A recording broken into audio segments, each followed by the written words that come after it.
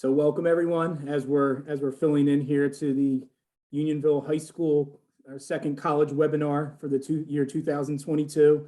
We'll get started here in a few minutes. I'm Bob Findora. I'm one of the school counselors at the high school. As everybody starts to filter in here, we'll end up getting things kick-started here in just a minute or two. Thank you for joining us tonight.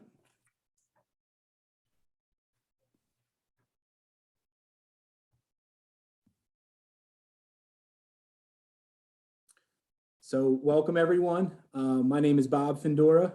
I am one of the school counselors at Unionville High School. Thank you for attending tonight's Unionville High School college planning webinar. This is the second of our series. Just a couple points that I would like to bring up to everyone about tonight's webinar. First and foremost, this webinar is through Zoom on a panelist mode. And what that means, just in case you've never been a part of a panelist mode through Zoom, we cannot see any of you, we cannot hear any of you out there in the audience. You'll be able to see our attendees tonight, and we have a great selection of individuals helping us tonight for our topics. But this recording will be posted on the Counseling Center website within the next few days after this is over. Throughout the webinar here tonight, we'll have a number of different topics. We'll go through each presentation. We'll have a little bit of a question and answer portion after the presenters present about for 10-15 minutes, maybe 20 minutes, depending upon the topic. And we'll open it up to question and answer. I highly recommend for all of you to utilize the question and answer tab at the very bottom of the screen there. That allows you to ask questions to our representatives here tonight live, and we'll be able to filter through those. Your questions may come in. We're not going to necessarily answer them right away. Once the presentation's over for the presenter, that's when I'll start to filter through and answer some of the questions. If some of your questions are very specific to Unionville High School, in very particular, we have a few of the counselors in the background helping out with the chat. They may be able to answer your questions also. Okay. So before we get things really started here, I'd like to bring just a brief overview of tonight's presentations. We have Dr. Justin Britton here from Widener University helping us out. He's going to be covering TestOptional and what that looks like during COVID times at this point, which I know is a very interesting subject for a lot of our parents out there, and our students are very interested. We also have Mr. Andy DePel. Some of you may recognize Andy. He was a former English teacher at the high school. The reason we brought Andy in is he is a specialist in college essays. So Andy taught for years and years at Unionville High School in the English department and taught the college essay to prepare students for that when they're moving into their senior year. So Andy's a big help for us here tonight. And then lastly, we have Katrina Kelly from Westchester University. And Katrina's done a wonderful job helping us over the years with navigating the waters of financial aid. As we all know, they can be very specific, and those questions can be very specific, and Katrina does a wonderful job assisting us. This is just a reminder to everyone as we go through the presentations here tonight. At certain points, you will notice in the chat at the bottom of your screen, you'll notice we will actually send out a feedback form. On that feedback form, we highly encourage you to enter any information possible that gives us a possibility to improve things as we go through these college webinars. I believe this is our 5th or 6th college webinar here that we've presented between the last 2 years. So again, I'm Bob Findora, one of the school counselors. Lastly, before we get things started, I would just really like to thank Justin Webb. Justin Webb is our tech guru who allows for all of this to happen and sets these panels up and allows the Zoom and everything else we have opened up to our community to be able to utilize this for these presentations. And I'd also like to thank Colleen Miller. Colleen's behind the scenes. She's one of our school counselors, and she'll be helping out in the chat. Like I said before, please utilize that question and answer at the bottom. So first and foremost, I'd like to kick things over to Dr. Jason Britton. Jason, if you don't mind, just a quick background, and then if you don't mind jumping into a little bit of presentation about TestOptional, that'd be helpful. Sure. Ms. Findora, thank you very much for the introduction, and a very excited welcome to all of our students, parents, guests, general supporters. Thank you very much for joining us. This is an exciting time. scary time maybe for some, and particularly for this audience here joining us this evening, it's typically the group that I call underclassmen, right? So not quite seniors yet that will be here before you know it, but these are families kind of either starting the college search process or somewhat underway with some visitation. So this is a great opportunity to reinforce, ask as many questions as you can, because this is a great group of individuals who can help you a little bit. Briefly about me. Jason Britton. I have been at Widener for about 17 years now, and I was with a different institution before that, but I have been in the admissions role all that time. And what is important for the parents who are on this is the process, as you may have remembered it if you went through the process, is extremely different.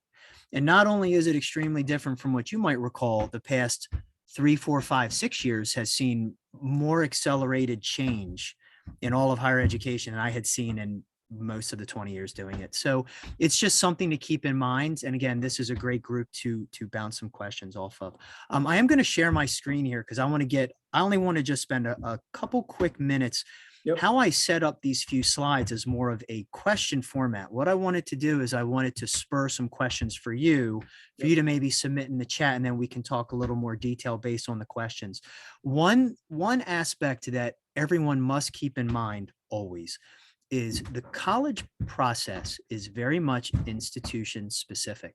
So what that means is we're going to be talking tonight about some generalities, but rarely, if ever, does the process apply to all schools. So that's super important to keep in mind. So what I'm going to do first is I'm going to share my screen. Again, I promise to keep this very brief because I want to use the time for more of some questions here. Sure. Yeah, Jason, before you get started here, I have conversations with parent after parent during our junior planning conferences typically. And to your point, some of them, they say they want to pull their hair out when I'm like, I can't give you just a black and white answer on some of these topics. Cause like you mentioned, it could look very different from institution to institution. Very, very much so. Yeah. Yes.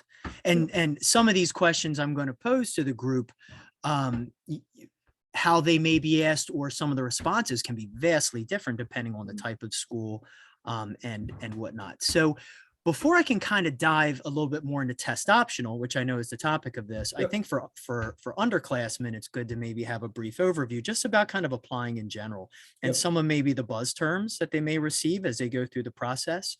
For the current juniors at Unionville who are what we call rising seniors. In the blink of an eye, I call it tomorrow, right? I also have a high school student right now, and I can't believe soon enough I'm going to kind of be on the other side of this as a parent. But in the blink of an eye, it's going to be upon the family is applying. So just some of the things to consider, are there costs to applying? Can't tell you how many times I talk to the students. They're looking to apply to 10, 15 schools. I'll tell you what, get your credit card ready, dust it off, because that's going to add significant costs. My suggestion is try to narrow that down a bit. Are there deadlines, right? Different deadlines for all different types of processes in schools.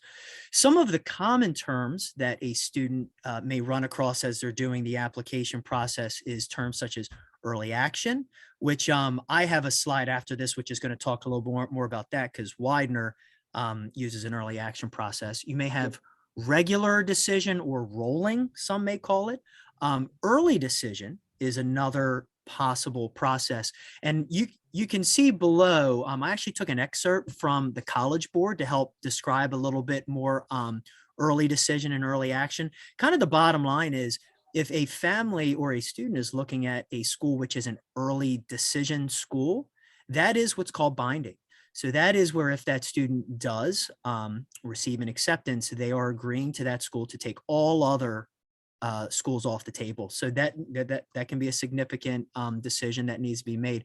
Early action is non-binding in most situations. That just gives the student an opportunity to try to apply a little bit early and get a response a bit earlier, but it doesn't quite have the same binding aspects. So again, a couple of these terms that students will be exposed to. Common application is a term which particularly juniors, you're probably getting familiar with. Many colleges and universities, particularly where many of these students might be looking, they are subscribing members to the Common Application. And that is an opportunity for a student to complete one application, which can be sent to multiple schools. I will say this much.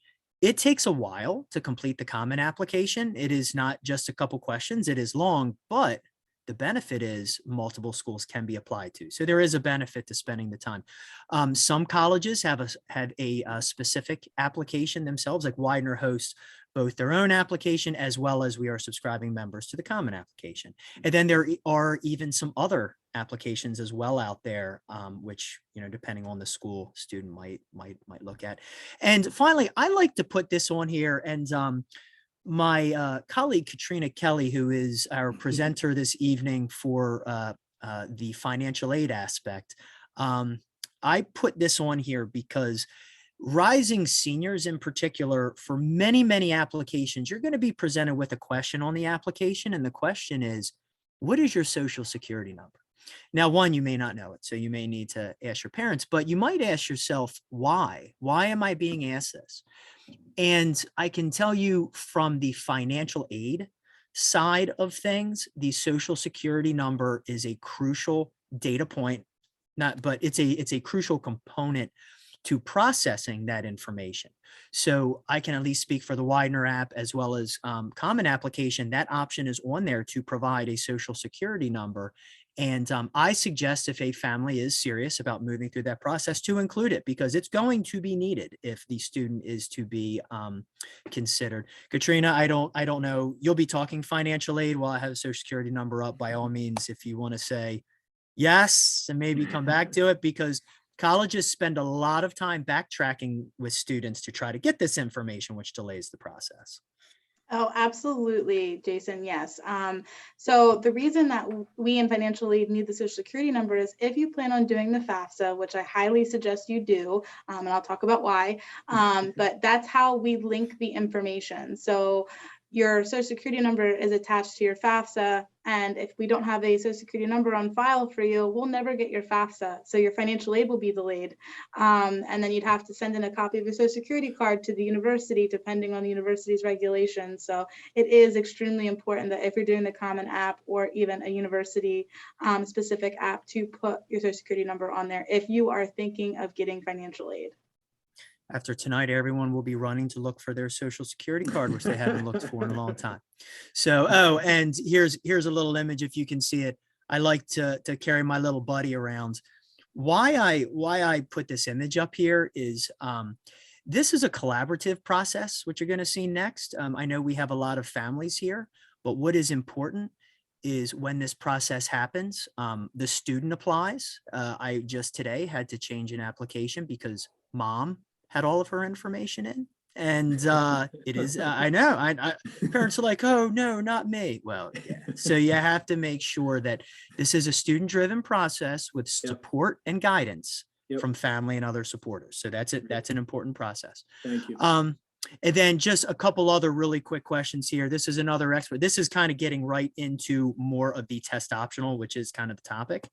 So another excerpt I got, this is from the College Post. I just grabbed it right off of line today, but a significant amount of higher education institutions now are test optional. They have added that as an option to their process. I am not as much familiar how many colleges and universities are exclusively test optional, but I believe, well, you can see here, two-thirds are really offering it as an option. And also too, I share this sentiment, the more that I work in the test optional world, that it really is a win-win for both students and for the college and university. It is a positive aspect. It helps to open options for students. And again, options are good, right? Choices are good. And then really, Colleen, she had helped to provide a couple of these maybe questions to ponder in advance, and then I want to open it up to some questions. But what does test optional mean? Do colleges really mean test optional? I think most of us have seen the movie The Wizard of Oz, right? Where have you seen where they pull back the curtain and then they find out who the wizard is, right? Just a regular man. And there was all of this hype and speculation and myth and everything built. But then when you pulled the curtain back, you're like, wow, it's kind of just this regular person. And I got to tell you, it is pretty straightforward how the colleges and universities say the process works. That is how it works. And then we're also going to just talk real briefly about maybe some of the concepts of some families kind of think test optional might be easier, but I'm here to dispel that myth because that is not how it is viewed. And the last thing I'll just touch on at the very end is how are families communicated this information, right? Because you may not know, everybody thinks I'll just get everything in the mail. Well, no, there's other ways that things can kind of happen. And this is the last slide that I have here. This, you can kind of see this. I took this right off the Widener daily visit presentation. I just want you to kind of read it and absorb it. Like for us, it's free to apply, doesn't cost anything. One of my questions was cost free. We are either common application or Widener application. You can see we are an early action type of admissions process where students who apply by November 1st, they're going to hear back by Thanksgiving, which is kind of a nice nice advantage to doing that. If not, they will then just be part of our regular decision process, which again is not better or worse. It's reviewed all the same. On the right-hand side, then you can see some of our test optional students who choose test optional. We need a high school transcript and an essay, or if they choose to submit SAT or ACT scores, we do not need an essay. It would just be the official high school transcript and test scores. So I'm going to stop sharing my screen, but I can come back to sharing my screen if any of the questions you think would maybe have a visual. No, yeah, Jason, that's fantastic. So we actually have one of the questions come in, kind of giving an overview of what you just touched on a little bit. Right, we hear it a lot from the parents and we hear it from the students at this point. And I know it's not a very, like we mentioned before, not a very black and white answer you might be able to give on it. But I have a ton of families that ask me, well, Mr. Findora, how do I know if I should send my scores? Is there a general rule of thumb? Like, what does that look like? Do you have any advice on that? And if you can answer that for our families, that'd be fantastic, Jason. Sure. And typically when because I try to address questions all the time about test optional, and these questions you're getting just to assure everyone who's on tonight, they are very, very common questions. Don't just think, oh, I'm the only one who has this, I won't ask it. They're oftentimes very common. So speaking from a Widener perspective, I will withhold the names of some other colleges, but I will tell you some of their processes, which I've learned just to kind of do a little bit of compare and contrast. For us, I typically recommend if a student has achieved an SAT score of around what was traditionally our average score, which was maybe around an 1100 or a little bit higher, maybe like 1120, 1130, I say go ahead and submit them, because for Widener, what we do is we have a holistic review approach where certain academic programs, nursing, engineering, biochemistry, physical therapy, 3+3 accelerated track. These are more focused academic programs. Some of those programs, if a student meets certain SAT or ACT requirements, we're able to kind of fast track their admissions and review process. Okay. If students submit SAT or ACT for Widener and they aren't meeting those benchmarks, what we do is we simply then review them as test optional. So we do what's best for the student. Yep. Submitting SAT or ACT scores for a school like Widener never hurts. And I encourage every person in this Zoom tonight to ask that exact question to colleges and universities. I can tell you other schools, which I have sat on panels, I will say typically larger publics, right? The larger you get, sure, sometimes these holistic processes become more of a challenge. They will outright say, if a student chooses test optional, you have chosen your path. There's no take backs, right? I can't take that back. What you've chosen is what you've chosen. You will be reviewed on those benchmarks and either admitted or possibly requested other information or something else based on that chosen path without much leeway. That is an institution specific type of process. So again, to Mr. Fedora's question, I say ask the school what is their average SAT or ACT. So for us, like the average ACT composite might be about a 23 composite, just say. Widener also super scores. So what that means is, let's say a student took the SAT twice. The first time, their highest evidence-based reading and writing section That was the highest first time. The second time, it was the highest math section. We'll take those two individuals, put them together. And for us, it's more of trying to fast track the student through with those scores. Sure. Okay. So kind of touching on that, Jason, you're talking about the averages and kind of comparing. I mean, would you still just in general, even if a student's like a little bit struggling back and forth, would you still recommend for them to take the SAT or ACT in general? Absolutely. I Yeah. would. And it's always the student's choice whether or not they want to submit scores. Sure. So choice is always good. Yeah. Because again, too, I've seen students change their choices of schools. I mean, we're still getting applications from really strong students Sure. because just recently they're saying, you know what, maybe what I thought in October, November, December has significantly changed. Yeah. And so I would, and again, it's the student's choice whether or not they want to submit those scores. Yep. Okay. Jason, let me ask you this, and I know, you could talk a little bit about, what you see on your side of things, but let me ask you, just in conversations with colleagues, and I know you all kind of bounce around and run in a lot of the same worlds and have these conversations about test optional. Just, can you give me some examples? I get this a lot in my office. Can you give me some examples of, well, if I do test optional, is the college or university going to have me do something extra? And if they're going to have me do something extra, what can that look like for different schools? And by no means am I trying to have you answer for every school in Sure. the country here, It's a but some of great the question. conversations you have with your colleague, could you be able to answer that Yep. question? It's a great question. Yep. So for us, if a student does the common application, right, they choose to go that route. Yep. For us, when a student chooses test optional, they are already meeting that additional requirement of an essay. Okay. For the test optional pathway. Because remember, if a student chooses to submit SAT or ACT scores, that essay requirement would not be part of their next steps. Okay, makes sense. Yep. But if a student chooses to do the Common App, they're doing an essay whether they like it or not, because everyone does an essay when you're doing the Common App.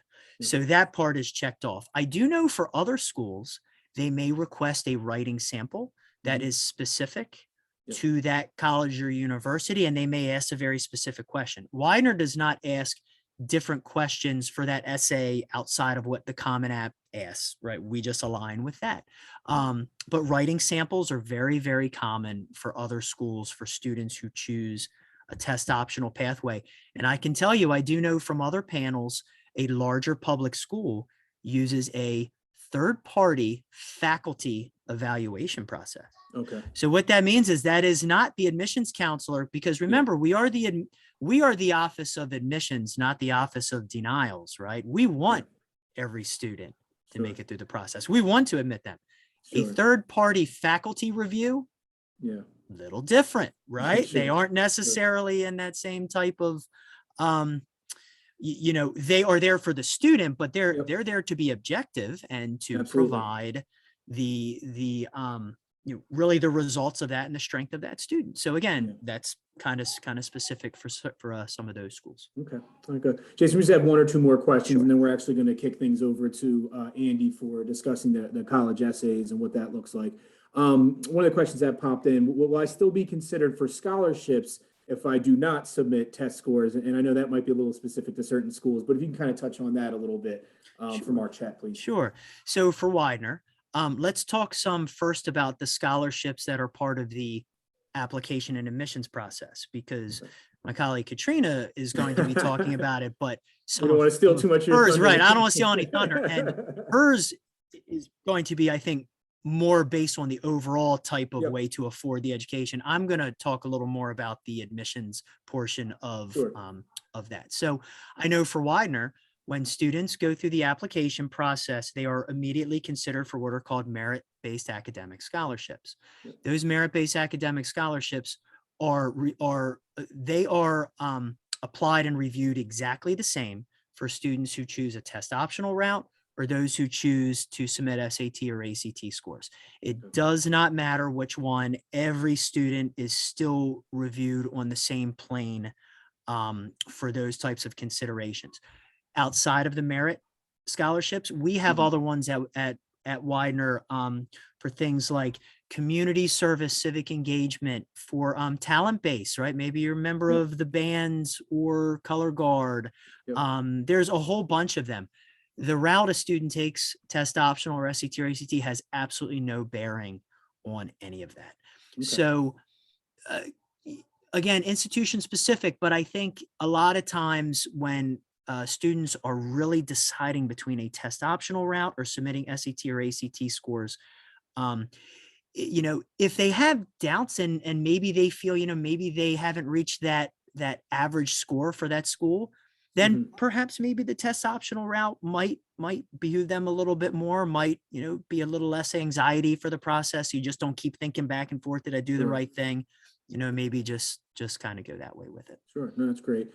Jason, last question. You kind of mentioned about this a little bit earlier. We're talking about the super score, but a lot of times we as counselors, we get the question just, does the college and university prefer the SAT? Do they prefer the ACT? I mean, if I am going to submit them and I feel comfortable with my score and it's above that average, do they prefer one or the other? And what does that look like? I can say for our SAT or ACT submitters, a very common pattern we see is students taking 2 SAT and 1 ACT. You don't have to, but the reason why is many colleges and universities do choose to do a super score route. So then that would be, a lot of times a standardized test is, the first time is just kind of getting your legs under you to have an idea of the format and the feel. Then moving on, oftentimes students do have some type of improvement in there just from being a little more comfortable with it. The ACT is a different form. It's just a different format. There is a science component with the ACT. So sometimes if maybe students feel they have a strong science and interest background, maybe an ACT might be good. We see it exactly the same. Along this East Coast I-95 corridor, the SAT is very popular. You start getting into the Midwest and going west of us, ACT is more popular. Not to say one is better or worse. It's just who's kind of popular in that particular region. No, that's great. Well, everyone, hey, Dr. Jason Britton, thank you very much for your time. Thank you for providing us with some of your experiences. As always, I know you've worked closely with Unionville High School for years, and we really appreciate you taking the time tonight to be able to help us out. So thank you very much. I'll be in touch. And again, thanks, Jason, for helping us tonight. Thank you. Okay. All right, everyone. So I'm going to kick things over here to Andy DePel. All right, we're going to discuss the college essay portion of things. As I mentioned earlier, I don't want to steal too much of Andy's thunder here, but Andy for years taught at Unionville High School in our English department. In particular, he taught a lot of our AP composition students and was a wonderful teacher. And really, for years and years of doing this, he was able to see and listen to some of the feedback from college admissions reps and discuss with them about, what is the college essay? What do they look for? What are our students give feedback to us after they're completed? I mean, just tons of information. Andy, I'm going to kick things over to you. And same thing, Andy. Please, I encourage everyone, those of you that may have come in a little bit late here, this presentation will be recorded. We'll be posting our counseling center website within a few days. I encourage all of you in the bottom of the screen in the chat, please fill out the feedback form for us. So it's extremely helpful for us to understand what you're seeing on your side of things. And then lastly, before I really let Andy take things over, I just highly encourage everyone, please continue to ask any questions you may have in the Q&A at the bottom of your screen. We'll be able to help you out and filter some of those questions through. So Andy, thanks again for helping us out. Big help tonight. And I'm really excited about your presentation. Thank you. Yeah, thanks for having me, Bob. So, I mean, you know me pretty well at this point, Mr. Dory. We worked together for a while. So I'm going to start off with my favorite topic, myself, obviously. So just, a little background about me and what my deal is. Yep. I think I give a little different perspective on tonight's panel, right? Because as you mentioned, I'm coming very much from the end of how can I help students prepare this college essay so it can be submitted, as opposed to being in the college and looking back for what the expectations are. I've taught everywhere from St. Gabriel's Hall to freshman composition at Lehigh University. So I've been teaching English for a long time, but the longest time, as you pointed out, that I spent teaching in any one place was at Unionville, teaching 11th grade AP English language and composition. Right, so we had students who were writing all year, and sort of everything culminated at the end of the year with this college essay. So I've had a lot of opportunities to work with a lot of different kids on their essays and get a sense of colleges are looking for and how I can best support students. So this is very much based on my experience working with those kids. So I'll just start with the general overview. The first thing is that the school is going to probably be providing a prompt. I think the Common App, as Jason mentioned, is common for a reason. A lot of schools accept it, a lot of schools use it. So I thought I'd just throw in the most recent Common App essay prompts from the 21-22 academic year. And these are the ones that I work with students most often on because they were so widely accepted, right? So the school's going to provide a prompt. These are the 7 they're working with. And I'll touch on 1 or 2 of them as we go, just for examples. But I think it's worth noting that there's a wide range. It's all based on personal experience, getting to know you. And even the last one, it basically at the very end is like essay of choice. And I think that's very telling for sort of what schools are looking for when it comes to this essay. So I'll be working up towards that. In terms of sort of like how long this is going to be, right? This thing kids are always concerned with. There's shorter prompts that a lot of schools use, like 250, 200 words. I'm not going to talk too much about those because those tend to be, just sort of short answer. The one we would generally work with students on is the longer full essay. Common App, again, the example, it used to be real uptight with how long it was. Back when I started, right, 650 words was the cap, like it was a hard cap. And recently they've become more lenient on that. They say about 650 words. So, about 600 words is what a full essay is going to be. And just, to get a sense of how long that is, I got a screenshot here of one of my past students' essays. It was exactly 650 words, his was, and even Times New Roman 12 font, double spaced, it isn't even 2 full pages. Sure. So it isn't a huge amount of space, especially compared to what students are writing by the time they get into be juniors. So it really matters. Every word matters for this thing, Great, thank so you. yeah, you get a prompt, you get about 600 words for this thing. And you produce it, right? Based on my own experience, why the colleges ask for this. I found there's 3 main things that they're sort of trying to evaluate here. The first and most obvious is the ability to write well. And look, I'm an English teacher guy. I'm biased, right? Writing for me is like the most important thing I could give to any of my kids. So this is sort of like self-congratulatory in that, oh yeah, writing does matter, But I think colleges do recognize the importance of writing.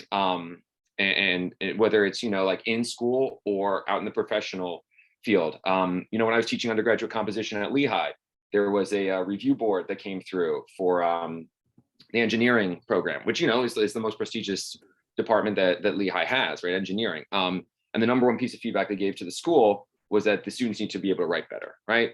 So like even the engineers at Lehigh that I was working with, it's like, you got to be able to express yourself well in writing. So schools want to see that you're able to do that.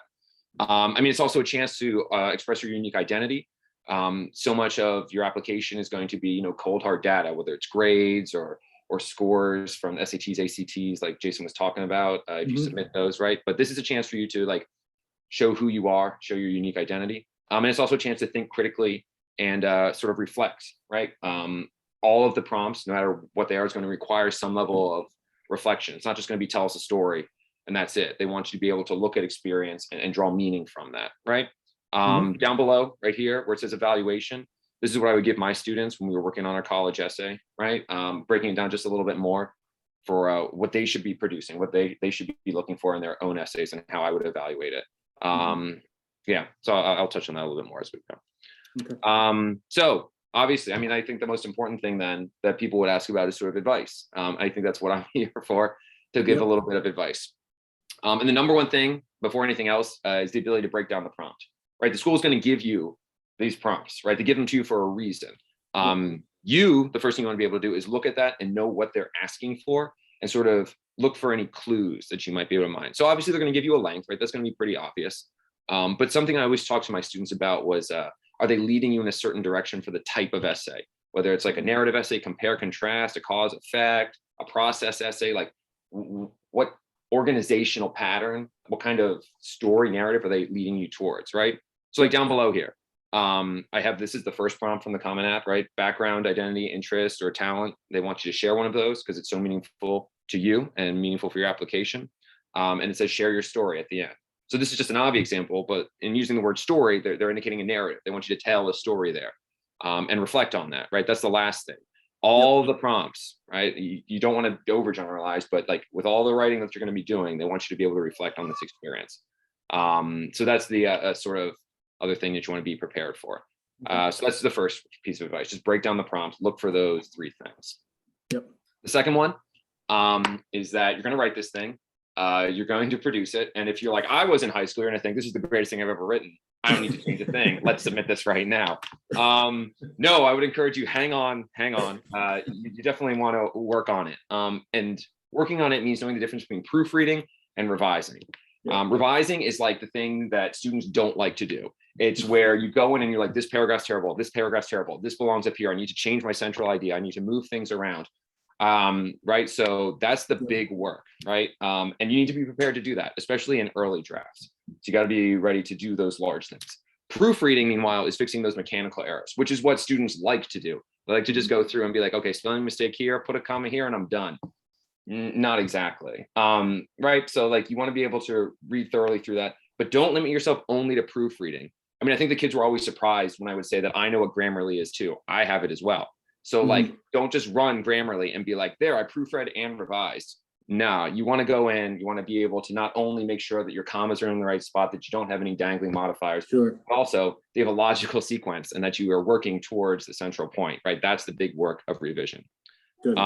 In terms of revising, right? Like the thing I would always say is get eyes on your essay, from friends and family, right? People who know you. And the thing that I would say to them is, here's my essay. Does this sound like me? You know me. Does this sound like me? Right. So that's always beneficial. But if you're a student and with parents like I had that were like unbelievably supportive and wonderful, you're going to give them the essay and they're going to also think this is fantastic. It's wonderful. You're going to get into any school you want. That's basically what my parents would have said. So I think it's also beneficial to get other eyes on it that might not know you as well, or might have a more critical lens, right? So like teachers, other adults, that might not know you as well. And the question I would ask them is like, okay, so this was a candidate. What kind of person do you see in this essay? How does this person come across in this essay? I'm getting feedback from a variety of sources. Yeah. So Andy, I don't want to steal any thunder for what you may cover here in a little bit, but I just, feels like thousands of mission reps I've talked to about college essay, and even our English department, you let alone, we have discussions about that where, you start to talk about the revision and get some other eyes on it. It gets a little dangerous there when parents start to take over some of the essays, and sometimes the student loses their voice and it doesn't sound quite as authentic. Did you ever find that when you were going through and really working with a lot of our students at all? Oh, absolutely. I mean, and I tell you, Bob, I had to restrain myself sometimes because I would care about my kids. And I just want to be like, here, give me your essay. I'll just write it for you. Right. Like, obviously I didn't do that. And I would dissuade parents from doing that, but absolutely that's a concern. And I think there's two directions to go with that. Right. So if the concern is, I want this to sound like me, I want this to be my essay, I want it to be my authentic voice, you can either say, okay, no one's going to look at it. Right. And it'll just be me, which I would dissuade you from, or you get lots of people to look at it and you take all their advice into consideration and you pick and choose what's going to work for the essay. I think giving it to just one person is a dangerous decision because that person is going to take that and going to turn it into an essay that sounds more like them or would be something that they would produce. Right. Sure. But the more people you get looking at it, you get that variety and you can pick and choose. Okay, I think this would work. This isn't really me. And go from there, No, it's great advice. Thank you. Yeah. So third piece of advice, this balance between bragging and negativity. Right. I think the bragging one is the one my students were always most concerned about. They were worried about writing an essay that just turned into a laundry list of all their accomplishments, right? Because you want to make yourself look good. You don't want to write about the time you went to prison and you were unrepentant. Like that's not going to look good for admissions. Right. So you want to look like, like a mature person who's accomplished things. But you definitely don't want to come across as bragging. And the thing that I would remind them is that like, this is most likely going to be a narrative you're telling, and it's not a CV or a resume. You're not just going to be listing, I won this award, I was on this varsity sport, right? You have a resume for that. You don't need to do that. You want to be able to show part of yourself where you show growth and development, right? So in the end, you'll have accomplished something, you'll have realized something, but that growth and development in the story you're telling or in the essay that you're writing is going to require struggle. And it's going to show, hopefully in the essay, you trying to improve and get better and dealing with something that was challenging, right? So I think really not losing sight of the idea that this is going to be about you showing growth and development, and that's not a resume or CV will keep you from just turning this into a laundry list of accomplishments. Yep. And Andy, if I can interject here, go ahead. a big piece that we talk about a lot with our students is you have to remember, there's essentially an entire part to the application, whether you're applying directly to the school's website or whether you're applying through the Common App or Coalition. I mean, any of the entities that you're going to be applying to for these schools, they are going to have a part in there where you can discuss some of your extracurricular, some of what you've accomplished, some of your work, there's going to be a portion for that. So your portion about not focusing on one thing and really bragging, there's going to be another section for that where you can kind of list some of those accolades that you've received and go through that. So the admissions rep will know that, because every single application is going to have that. And I think it's important. I'm glad you said that, Bob, right? Because I think it's important to remember that this is not the only thing you're submitting for your application, right? This is a part of a much larger whole, and keeping in mind that you don't want this to turn into just a rehashing of something else that's already in your application, right? So I think that's important to keep in mind. Yep. And then the negativity piece, right? So you don't want to be overly boastful or anything, but at the same time, you don't want to be super negative and attacking. This is not your chance to come after your AP language teacher because you got a B one time on an essay, right? So like, this isn't about like, I was the genius in high school and nobody appreciated me, and now's my chance to seek revenge in a college essay. Yeah, no, I would strongly dissuade that as well, right? Because you don't want to come across as that person. Even if Mr. DePel completely misread your essay and you got a grade that was inaccurate, right? And you write your essay like sort of criticizing that event, it's only going to make you look like a negative person. It's only going to bounce back on you, right? Because you don't want to look like somebody who's resentful and is holding a grudge. And this is your chance to sort of exercise that grudge, right? So it's this careful balance between not being sort of like super critical and negative, but at the same time, not bragging too much. Sure. So that's my third piece of advice. But even with that advice, I mean, I think the number one concern that my students would always have, the number one thing they would always say is my essay cliche?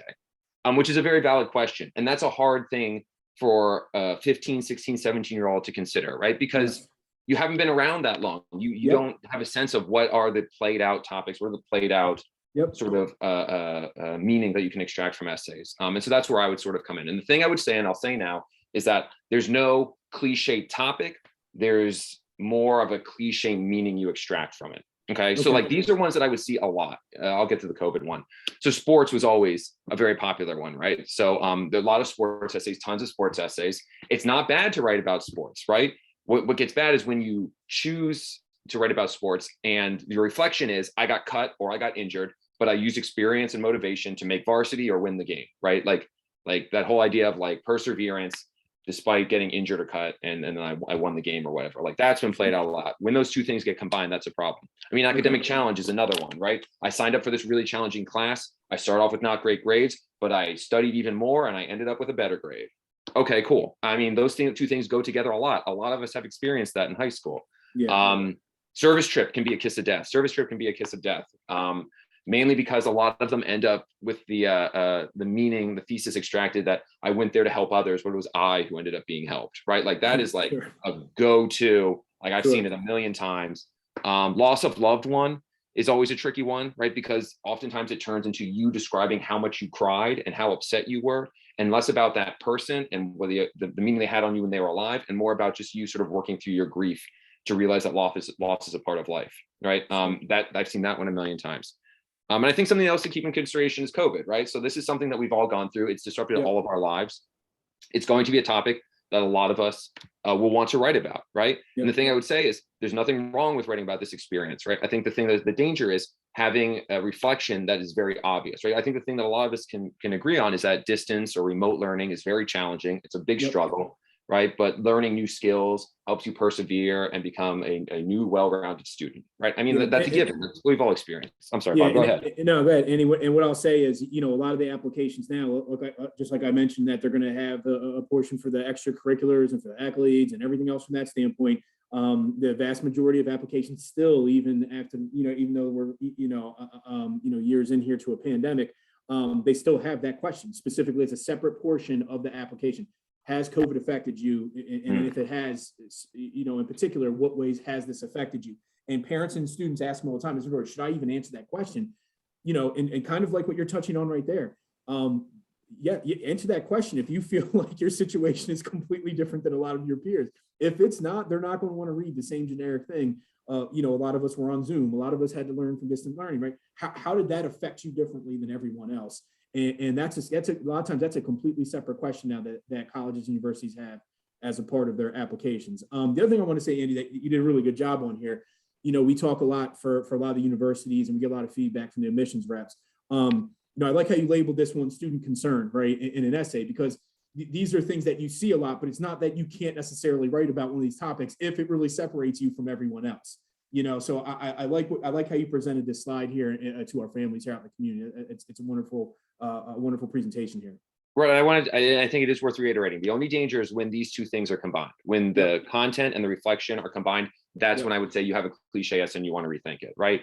I mean, I've read sports essays that are fantastic. I've read academic challenge, service trips that are really, really good. But it's usually because they extract a meaning that is not obvious, or the experience is so unique. You start off the star receiver, the ball is coming to you in the end zone and it goes through your hands, you fall on the ground and you're out of the championship game and you feel like it's all your fault, right? Where do you go from there? That's something that's kind of cool, right? That's a reflection that's going to distinguish this from other essays. So Great. yeah, just things to keep in mind.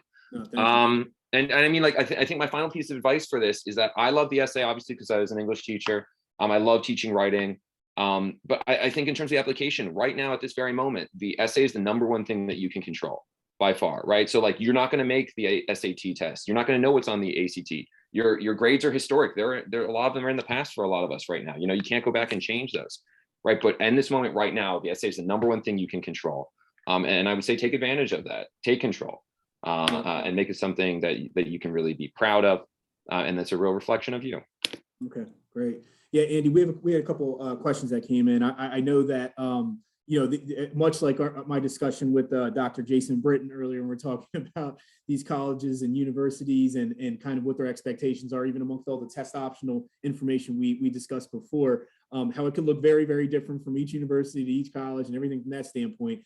I understand that what feels like probably thousands, if not hundreds of thousands, it probably felt like at a certain point, essays that you've seen over the years of students that they would write.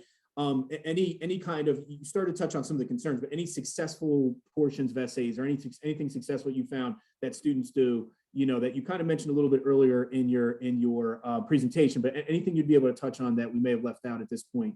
Yeah, I mean, like, I think the other thing that I would talk about, I probably mentioned, Bob, is that 5-paragraph essays, right? I mean, like, we're taught 5-paragraph essays. We're taught that structure. Students would often ask, you know, like, should I be writing a 5-paragraph essay? And it's like a lot of things in English class, right? There's no right answer, but there is a wrong answer, which is tricky. You know what I'm saying? Yeah. So like, I always encourage my 11th grade students, right, to follow the prompt, what it tells you to do. And the more narrative it can be, the more that you're telling about an experience, right? Absolutely. Tell like sort of a story and work towards your main idea is the best way to go. 5-paragraph essays, I know they're easy for admissions officers to read quickly, right? Because you can figure out where's the thesis, where's the supporting points, what do you extract from it, bing, bang, boom. I know some like that. I know some don't. But I would always tell the students, you know, like, a 5-paragraph essay, in my experience, is a good way to sort of depersonalize it, right? It's a way to take you out of it and make it just more about the analysis, oftentimes of literature, and make it less personal, right? So I always encourage students, like, look, if you have a story to tell and the prompt is guiding you towards a story, tell the story, and then at the end, work towards extracting meaning from that, what you learned. Those are always the best ones. Okay, and the other thing too is that you want this to come across as authentic and as a real experience. I got to the point where, as a teacher, I could spot a made-up experience a mile away. You know what I'm saying? So like a student talks about, I'll never forget it, the time they saw Guy Fieri in the airport and they saw his famous frosted tips, right? Immediately I was like, no, you made that up. And she's like, how did you know? Right? And as an English teacher, if I can spot that you made it up, an admissions officer is going to spot it in a heartbeat, right? So you want something that actually happened, and you don't want to stretch the truth. Look, I would have students, for example, that would want to use a lot of dialogue, a lot of people talking back and forth, which isn't bad. But if you have 15 lines of dialogue, I'm going to get to line 15 and be like, you remember word for word what you said and what the other person said and what they said back and forth and back and forth. And they'd be like, nah, I stretched the truth on some of that. It's like, well, then don't stretch the truth. Use the piece of dialogue that you do remember. You know what I'm saying? Use the things that you do recall. Make this authentic. Make this about you. And I get that it's easy for me to say that, right? I guess it's easy for me to say, like, make this essay strong, because right now as an applicant, what you want to do is anything you can to get into that dream school. I get that. You want to write any essay, tell them anything they want to hear to just get that admission. But I would encourage students in the long run, I really think it's more meaningful for you to write something that's authentic to who you are, that sounds like who you are, that reflects the kind of person you are, because you want to go to a school that wants you. You know what I'm saying? So writing something based on personal experience that sounds like you, that's authentic, is really, I think, the best thing you can do with this college. And you bring up, we're talking about, some of the questions came in about, what to avoid. And I know just from our conversation before we hopped on here, it's kind of, it's easy to say, but sometimes it's shocking for a student, in some of our discussions we've had about this, that students kind of don't recognize that there's a much bigger picture to this essay. Sometimes there's a lot more on the line with this essay, when sometimes they get into that format of, oh, this is just the next chapter 7 essay I have to write for Mr. DePell in his English class. And they're not understanding the kind of the severity of the time they need to put into that. And sometimes they treat it as like one more assignment, and that's something I know we've talked about in the past that you really want to avoid. This is something That's a little bit bigger a picture scale than some 50-point assignment for the halfway through point of quarter 3 in your English class.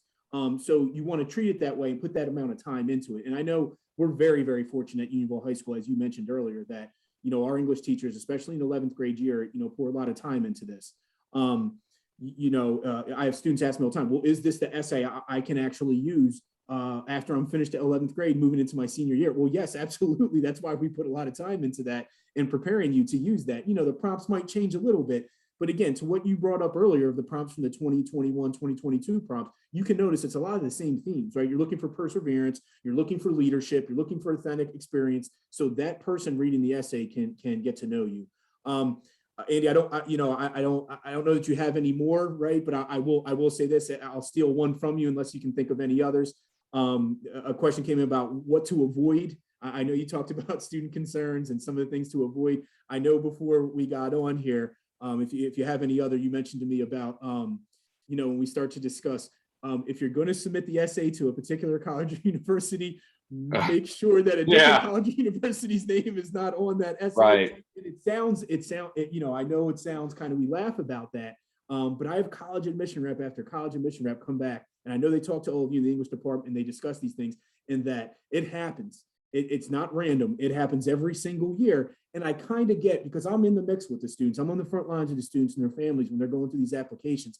I understand that they're applying to sometimes, 3, 5, 10 different schools. And again, when you're applying to these schools, a lot of them, they've started to bump up their application deadlines, as Dr. Jason Britton mentioned earlier in the presentation. I mean, you can have some of these rolling admissions for some of these large schools. They open up their applications as early as August if they're self-reporting schools. Let alone the early action schools. Some of them are popping in October 15th deadlines, and it keeps creeping up on us a little bit. So the students feel that pressure to get everything submitted.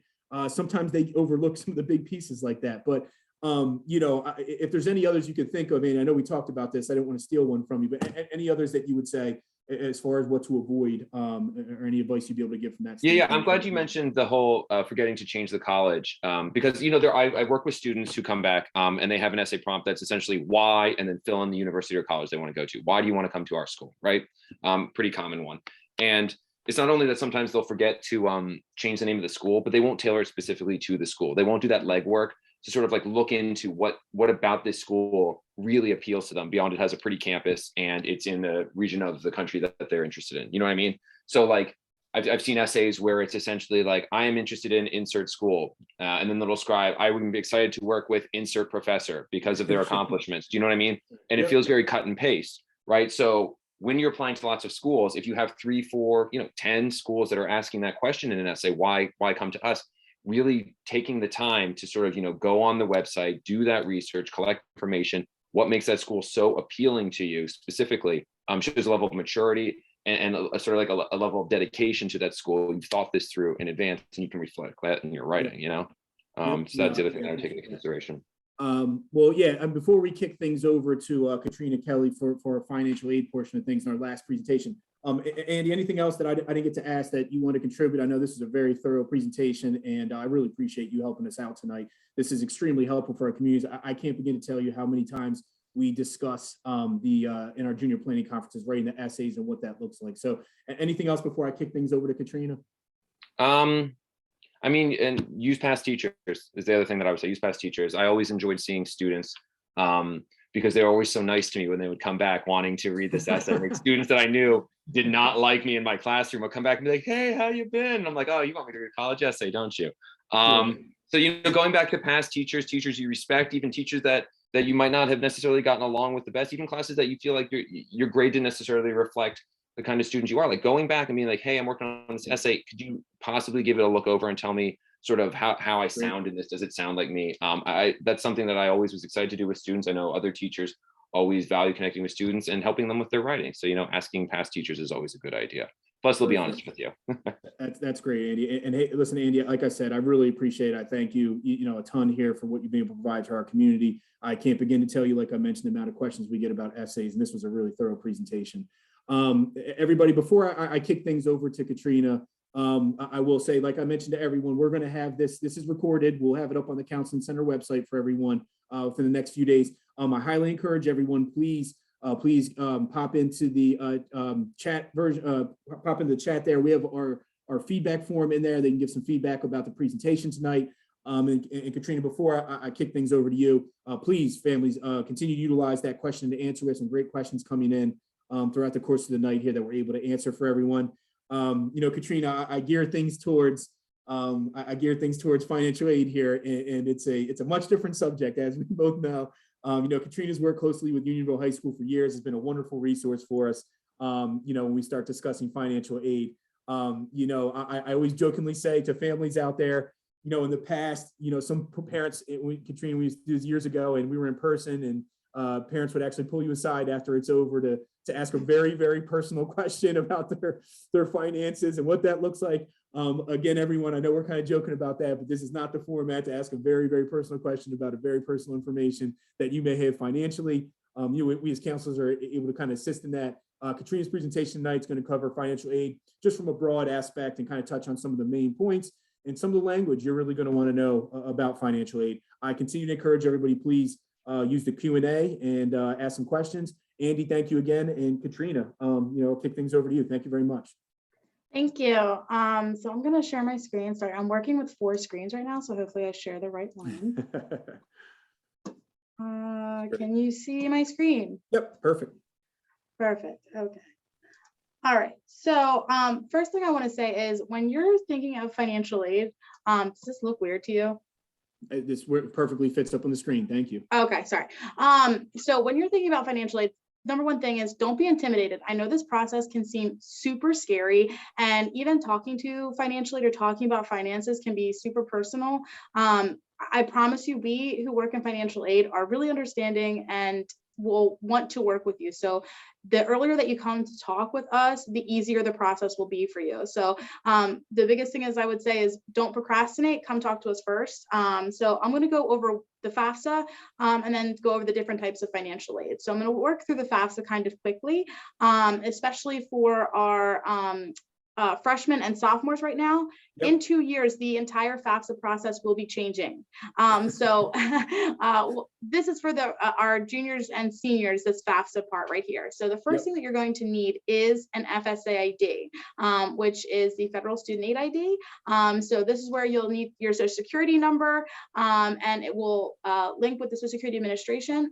Both the student and at least one parent needs to have an FSA ID. So 2 separate email addresses are required.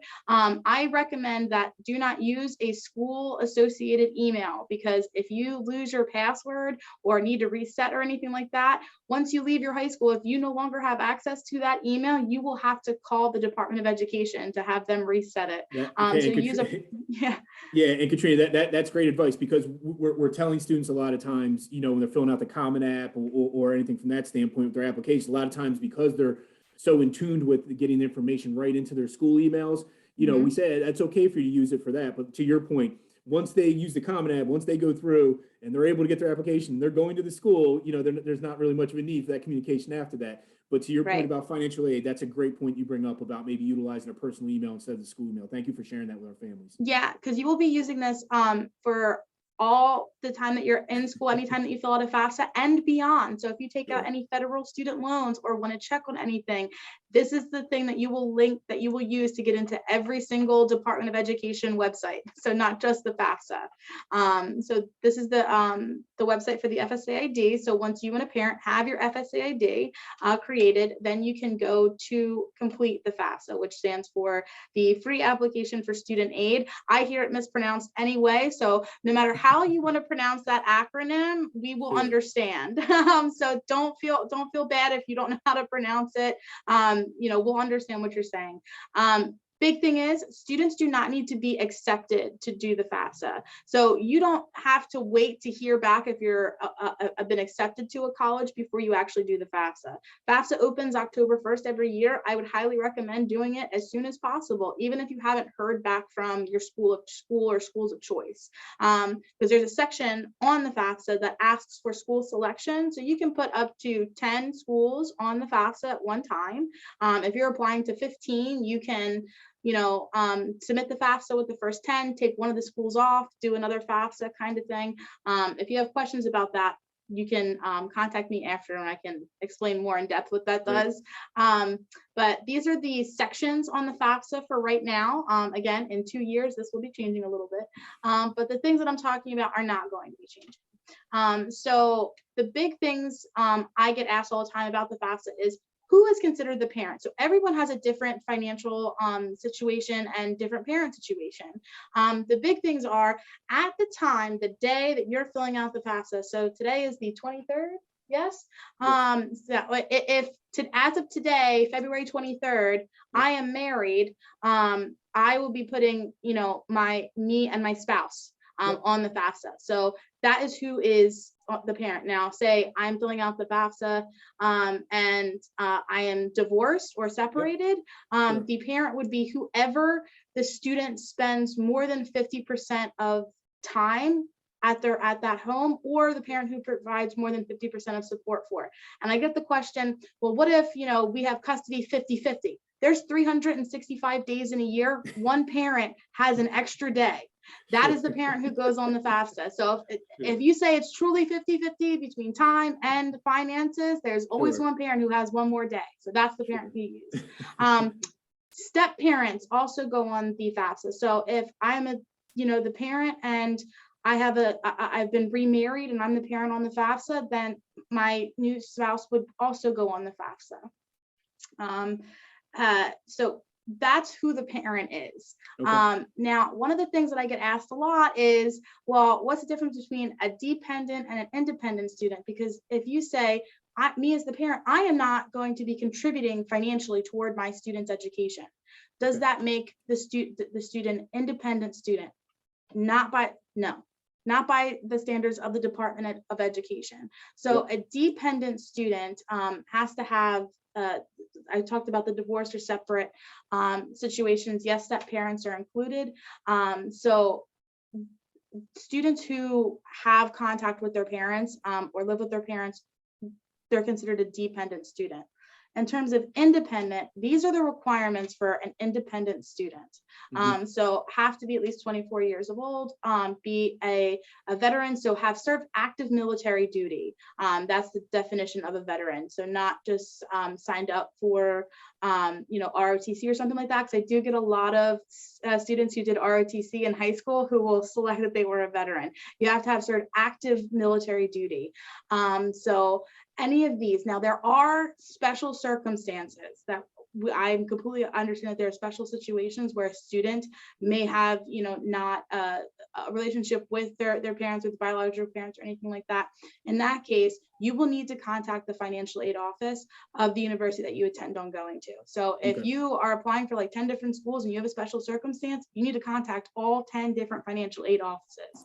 Because it's important to know that if you're filling out a special circumstance application with, say, Westchester, and you have also applied at Widener, you will need to contact the financial aid office of both Westchester and Widener to discuss the different applications, because the federal guidelines are the same, but how the institution level does those applications are a little different.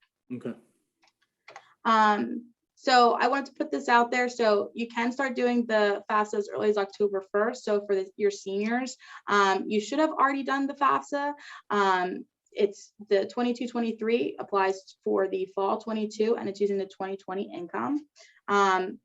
I wanted to put this in there. So because the FAFSA uses the prior tax information. So for your 9th grade students here, you're going to be doing the 25-26 FAFSA, and it's going to be using the 2023 tax information. So that's something to keep in mind. It's always using the prior data. Okay.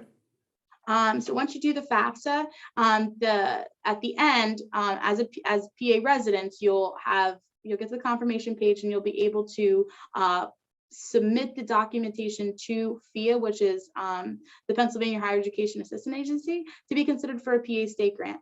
All students who complete the FAFSA and are Pennsylvania residents and first-time grant applicants have to fill out the FIA state grant form. So you can do that in a couple different ways. You can either do it through linking your information from the FAFSA at the end, like you could see here, or you can go to FIA.org and submit that information, fill it out through FIA. It's important to know that if you want to be considered for a PA state grant, you have to do the FAFSA by May 1st every year.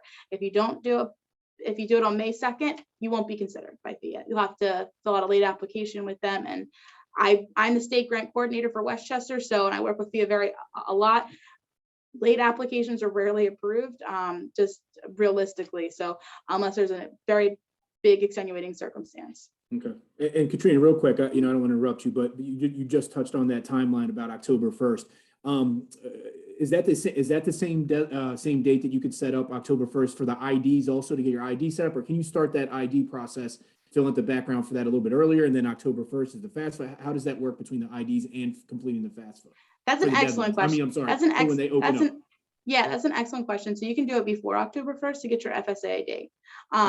You know, technically a 9th grade student could get an FSA ID now if they wanted to. I wouldn't recommend it. Sure. Usually I say, like, if you're planning on doing the FAFSA October 1st, that you could, you know, do the FSA ID a week later, or a week before. The other thing is, so parents, if you have more than, one student who's in college, you don't have to create a new FSA ID for each student. So once you have your FSA ID, you don't have to keep creating new ones. That is great. That's great feedback. It saved our Yeah. parents a lot of time. Yeah. I have multiple families with 4 or 5 kids at this point, so that's very helpful. So only one parent, but each student needs their own individual one. One of the things I can say is, you know, if you're having FAFSA trouble, I know a lot of financial aid offices will do like FAFSA nights and things like that. Westchester does it. And one of the apps that's through a chat bot called Wyatt, you can actually text them, and it's an app you can download. And between October and February of this year, if you use this app when you're completing the FAFSA or asking questions, you could be entered to win a $500 scholarship just for completing the FAFSA. Okay. Yeah, Katrina, sorry about interrupting, but you just touched on that. We're getting a couple of questions coming in, so thank you for answering that about the timelines and the IDs. Appreciate that. Oh yeah, no problem. So once you do the FAFSA, you'll be considered for, I'm going to go over the different types of financial aid. Now, Jason did touch on merit-based scholarships. So merit-based scholarships are based off of academic merit in high school, and they're usually based off of a combination of your GPA, SAT, ACT scores, class rank. Merit scholarships are independent of FAFSA. So they're not based off of like financial need or anything like that. That is strictly off of your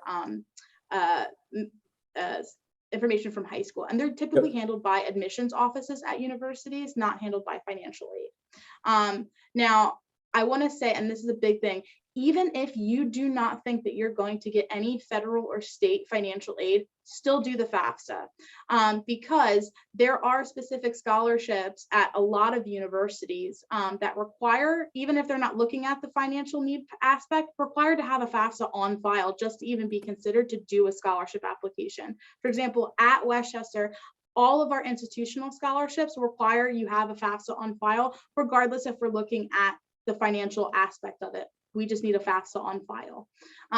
So absolutely do the FAFSA every year, even if you think you're not going to get anything. So then the financial need based on certain grant scholarships, there are federal grants, federal loans, state grants, and federal work study. They are based off of financial needs, so they are using the FAFSA information. And there are loans, and I'm going to go over each of those. So need-based grants and scholarships. So there is the federal Pell Grant. For next year, they actually just finalized this week. So the minimum for next year is $672, and the maximum for the year is $6,495. If you are eligible for a federal Pell Grant, you could potentially be eligible for a supplemental educational opportunity grant, an SEOG grant. There is the Teach Grant, which is as if you're an education major and thinking of being a teacher. This is tricky because it starts as a grant, but it can turn into a loan. So you actually have to sign, an agreement to work for 10 years in a low income school district after you Okay. graduate. So do some research on that. And then there's PA state grants, PA work study special programs. And again, the merit-based scholarships, there are some through the university that require financial need. And then there's federal loans. So the federal subsidized loan. The important thing to know between the federal subsidized and the unsubsidized loan, the subsidized loan is essentially an interest-free loan while the student is enrolled in school. It doesn't begin accruing interest until 6 months after graduation. Currently, the interest rate after graduation for this one is 3.73%. So that's below the national average right now for interest rates. Yep. The unsubsidized student loan does begin accruing interest from when it's accepted. The interest rate is 3.73%. It does change every July 1st. So this is the interest rate as of now. So the incoming freshman students for fall 22, the interest rate could change and probably will change based off of, the market and trends and things like that. All federal loans can be deferred, so you won't need to make payments while you're in school on these loans. So some colleges and universities require an additional piece apart from the FAFSA. So this is some of the schools that require a CSS profile in addition to the FAFSA.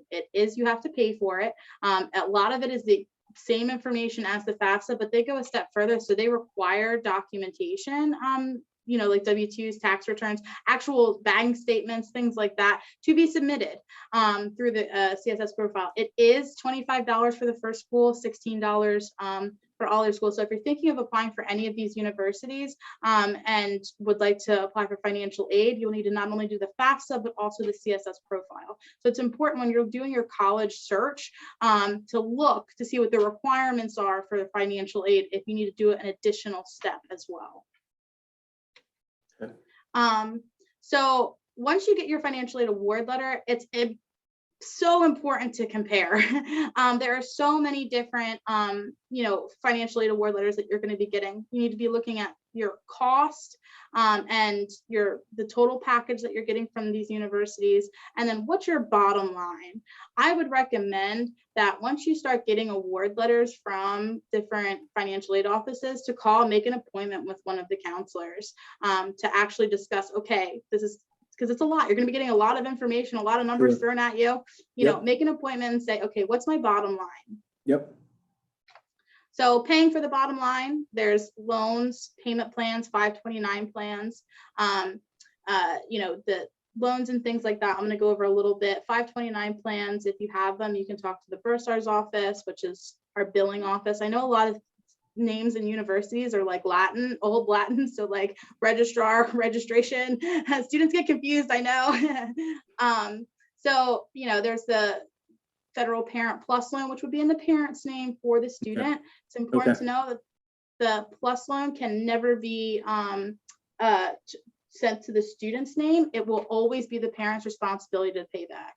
Private loans are typically in the student's name with a co-signer, and both the Federal Parent Plus and private loans, the interest rate for the Parent Plus loan is determined by the Department of Education. The interest rate's not based off of credit like a private loan would be. So a private loan would be based off of the credit score of both the applicant and the co-signer. So interest rates can vary. I like at Westchester, we have a private loan historical list where you can actually go in and see the different interest rates of things. So even if you don't end up wanting to come to Westchester or applying to Westchester, I think our private loan tool, comparison tool is really good, because you can actually pull up loans and compare them between fixed and variable interest rates and things like that.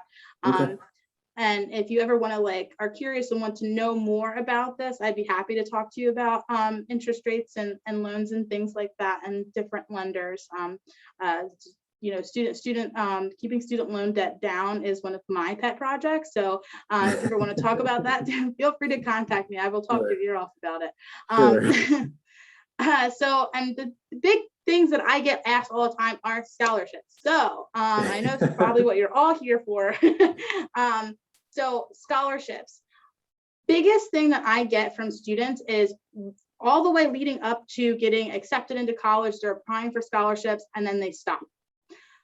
That is the biggest mistake that you can make. You should absolutely be applying for scholarships all the time, every year. Don't just, as soon as you get accepted into a university, you stop the scholarship search. So you should absolutely be applying for scholarships all the time. Yes, most colleges and universities will consider you for a merit-based scholarship just by applying, and then you'll get your, from the FAFSA and things like that, but you should absolutely be searching for outside scholarships now.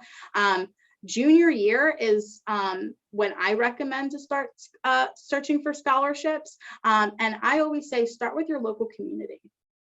So a lot of times, I know in my personal experience, I went to my library, like my public library, and because librarians are a great resource of information. And I was like, I want to look for scholarships. What do I do? And they pointed me into the direction of, some local organizations that were giving small scholarships, and those things add up. Yeah, and Katrina, I will say this, thank you for bringing this up. We were able to spend years and years and years, and I help out the scholarship portion of things in the department. We spent years.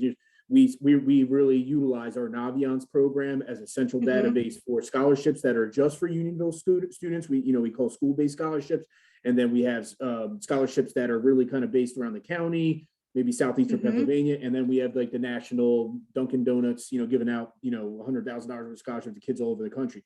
So we really break that down in our Naviance program, and it's right under our colleges tab. It has a big link there for scholarships. So yeah, thank you for bringing up that point, because we spent a lot of years centralizing that data for our students to really have access. Oh, that's perfect. That's absolutely awesome. Thank you.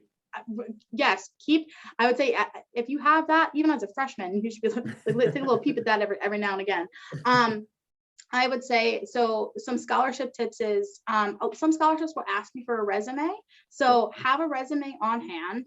And I know, they talked about, like, in your college essay, not to hype yourself up.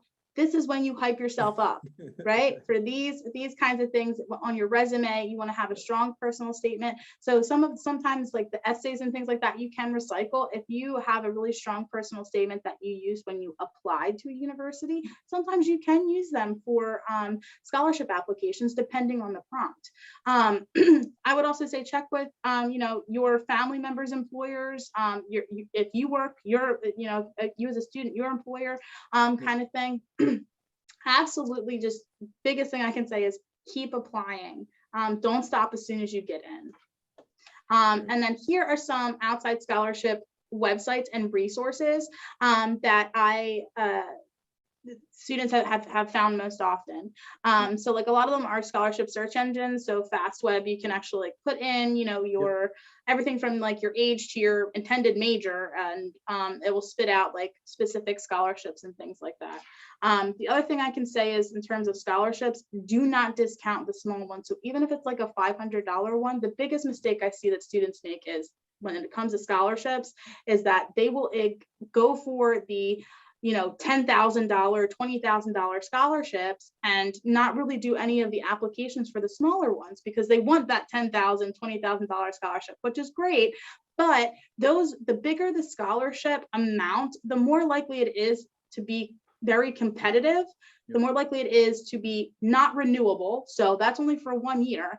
And the more likely it is for it to only be given to like maybe 1 or 2 students. Sure. Whereas the smaller the scholarship, so usually the $500, $250, $1,000 scholarships, they're less competitive. They're more than likely going to be renewable, meaning that it can be used for your freshman, sophomore, junior, senior years.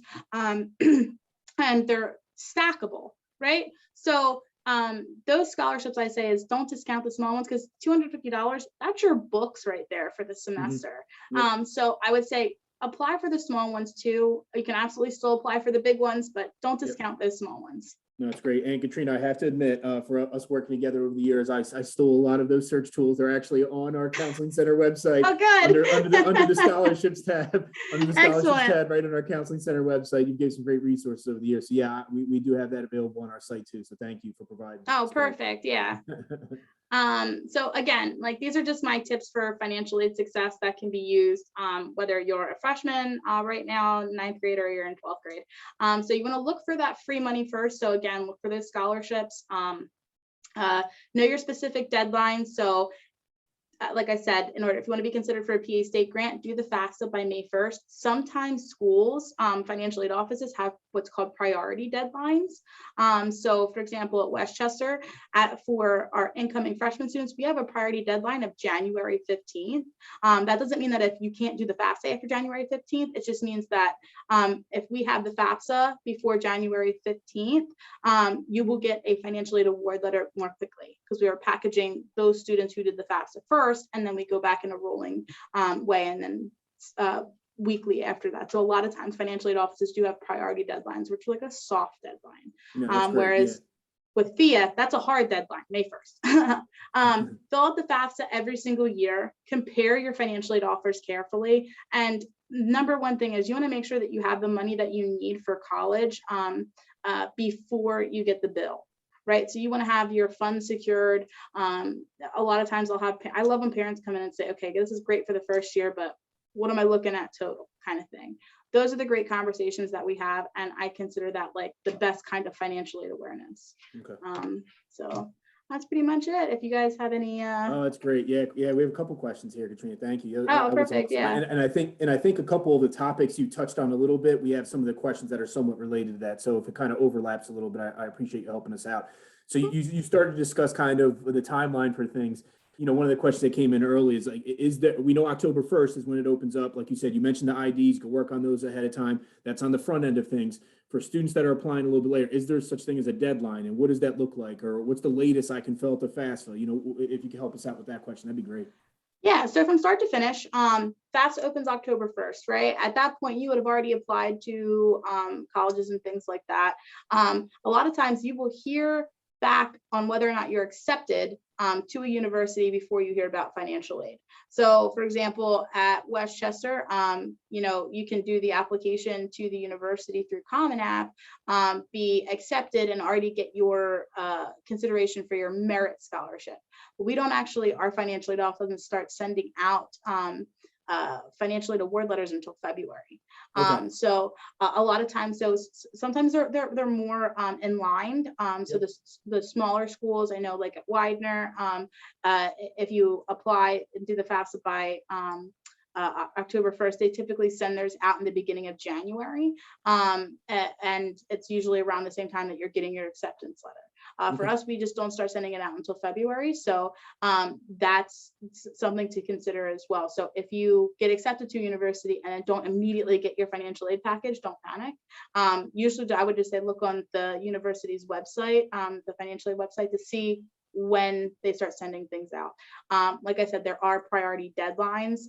Those are typically soft deadlines, meaning that if you don't make it, that's okay. It's just that it's going to take longer for you to receive your financial aid award letter. The only hard deadline is May 1st. So I want you to have October 1st in your head and May 1st. So May 1st is also, you know, the national decision deadline for colleges and universities. So even if you're unsure if you're going to go to college or if you're going to take a gap year or do whatever, still do the FAFSA just in case, because you don't want to be kicking yourself when you say in, like, you know, the next June, you're like, you know what, I kind of want to go to college, but you hadn't done your FAFSA. Okay. All right. And Katrina, I think you touched on this one a little bit. Thank you. I think you touched on this one a little bit earlier in your presentation. I get this question a lot, so I just kind of want to reiterate the difference between the FAFSA and the CSS profile. I know, you know, you kind of deal with one a little more than the other, but what's the difference, and anything about that you can share? Yeah, so the FAFSA itself is for all federal and state financial aid. The CSS profile is used by those universities to decide institutional based aid. Okay. So institutional grants, institutional scholarships, things like that. So if you do the FAFSA for all the schools that you're applying to, you're going to have the same amount of federal, like if you're eligible for a Pell Grant, you're going to have the same federal Pell Grant. You know, the other need-based aid could differ between you know, if you're offered work study at one school, the amount may change between schools depending on the cost of that school. But the CSS profile is used primarily for institutional financial aid. Okay. All right, great. Yeah, Katrina, we have like 2 or 3 more questions here. We'll wrap things up. I think this one kind of leads into what we just actually mentioned. I don't know if there's any difference for this question with the FAFSA or the CSS profile, but you talked about parents being divorced earlier. If parents divorce, and the mom is the parent to complete the FAFSA, is there any information or tax returns that we required from the dad, or can the mom just submit her portion of things? At what point does the dad have to also submit? Like, what does that look like when it comes down to that relationship? That's an excellent question. So, so for the FAFSA, so if the parents are divorced or separated and the student lives with mom, only mom's information would be put on the FAFSA. Gotcha. The only instance that if a divorced or separated, couple were needed to have both information is if they're living in the same household. So if Okay. mom and dad are divorced or separated, but they still live in the same household, both parents' financial data need to be on that FAFSA because they live in the same household. But if they are separated, divorced, and they have two different households and student lives with mom, dad's information doesn't need to be on the FAFSA. Dad doesn't need to be anything. Now, the CSS profile, however, will require both parents, whether they're separated or divorced. You will have to provide both information unless there's an extenuating circumstance where obtaining that information is not feasible. Okay. All right. Great. Thank you, Katrina. Just two more questions. And I get this one a lot from our students. Do colleges reduce the institutional scholarships if there are outside scholarships that come in at a later point? What does that look like? I mean, how does that process work? Because I know just even from our Unionville students that we work with, we have our senior awards night, and a big piece of that senior awards night is the end of May. And a big piece of that awards night for us is the students don't even know what their awards they're winning or how much money that is. It's a complete surprise that night. And that's a nice tradition we have over at Unionville. But with that being said, they might all of a sudden have an extra $5,000, $3,000 that all of a sudden popped in out of nowhere. Does that affect things? And if so, what does that look like? So that's another excellent question. And I merit-based scholarships, you get that no matter what, right? Gotcha. Yep. Certain, like your number of credits you're taking, certain things can affect that. But generally, the only time that we would reduce financial aid and we would reduce loans is if you're at your budget, right? So, but we don't reduce scholarships, we don't reduce grants, anything like that. So you can get as many scholarships and stack those. But if you got, like, say, a loan already and then you got a surprise scholarship, we would reduce the loan first, only if you're up to your budget. But if you're not using any loans, we're not going to reduce any grants or scholarships, especially not federal. I would say 99.99% of the time, they're not going to reduce institutional either. I've been in financial aid for 8 years and worked at 3 different institutions. I have never seen an institutional scholarship be reduced because a student got new scholarships. Sure. So that's what I would say there. No, that's great feedback, and thanks for sharing the experiences too. That's great for our families to know. Last question. This is very specific, right? So I know it's really to the FAFSA, so hopefully you can help out a little bit with it. But I have students talk to me all the time about, hey, Mr. Fedora, I'm filling out the FAFSA here. It's October. I'm applying to these schools, and then all of a sudden they put those list of schools down that they want the information sent to, and I think they have, I forget what you might even mentioned earlier, 10 or 12 slots or whatever it might be. And then all of a sudden they're applying to 5 new schools, by the time regular decision comes out, or even after that, when they hear back from some of their schools. How does that work about them? Can they change that? Do they have to contact the schools? Are they rearranging their FAFSA? What does all of that look like? Yeah, so what they need to do is, if you've got the 10 schools and all your slots are filled up, and then you want to submit the FAFSA to 10 more schools, what you need to do is you'll need to go back in and edit the FAFSA. Gotcha. And remove some of the schools that you have already selected and add the new schools, and then resubmit it. So you don't have to change anything else on there, just the school selection. So you can go at the top, and change the school selection. Now, the app I talked about through Wyatt, through the apps on the studentaid.gov, there are videos that show you how to do this step by step. So if you do have questions about that, you can feel free to contact me, or those videos are really helpful because they actually walk you through with screenshots. Okay, great. Katrina, once again, phenomenal job. This is impressive. I really appreciate it. I love how you keep it to the basics here and really start to break things down. For those of you out in the community, Katrina had her presentation up earlier. Like we mentioned, her contact information was at the start of that. We're going to have this recorded and posted on the Counseling Center website within the next few days. So we'll be able to have her contact info. Katrina, I can't stress enough how helpful you've been to our community over the years, and we really appreciate your partnership with us and the information you provide. I know financial aid can be a little bit of a touchy subject, and some of the questions you might see might seem a little strange at times, but you've been an excellent resource for us. So thank you, and I appreciate Oh, it. thank you for having me. I absolutely love doing this. You know, I was a first gen student too, so I know this financial aid process can be super scary and stressful. So I'm here to like try and alleviate that a little bit. So, you know, good luck with everything, and don't hesitate to contact me if you do have any questions. Okay, perfect. Thanks a lot. All right, everyone. So we're going to start to wrap things up here. Okay. As I mentioned before, if you can, down in the chat, we just had our we had our feedback form. If you can fill that out for us, it's extremely helpful for us to get an idea of exactly what we can improve on. You know, we've been holding these for almost two and a half years now. We'll also be holding another webinar, college planning webinar next month. Some information will be going out about that. We have a whole fresh new batch of topics that will be coming up. I'll be sending out information on that through email, so you'll be receiving that info. As far as the recording for tonight, as I mentioned before, this will be posted on our counseling center website within the next few days. So I really appreciate all of the family members, all of the students. I've seen a number of names here in the participants in the crowd that were able to join us tonight. I really appreciate the questions we have from the community. Again, I'll thank you again to Justin Webb. You know, he's our tech guru here at the high school and our district. Does an absolutely wonderful job setting these up for us. Thank you, Colleen Miller, for being able to help behind the scenes here with the chat as part of the counseling department. And thank you, Andy DePel, Dr. Jason Britton, and Katrina Kelly here.